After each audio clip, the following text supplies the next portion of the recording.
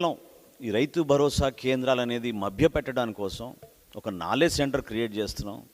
ఒక భయంకరమైన వ్యవస్థని, అంటే భయంకరం అంటే ఇబ్బందుల్లో ఉన్న వ్యవస్థని మేము పూర్తి స్థాయిలో జగనన్న వల్లనే రైతు జీవితాలు మారిపోతాయని చెప్పి మభ్యపెట్టి 2,300 కోట్ల రూపాయలు వీళ్ళు జాతీయ ఉపాధి హామీ పథకం నుంచి తీసుకొచ్చి ఈ బిల్డింగ్ నిర్మాణం కోసం పెట్టారు.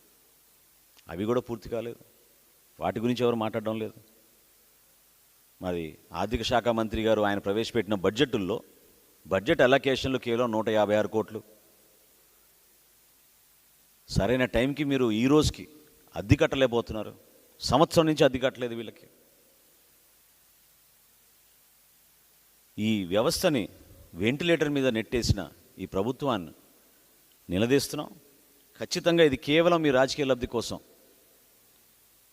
సజావుగా జరిగే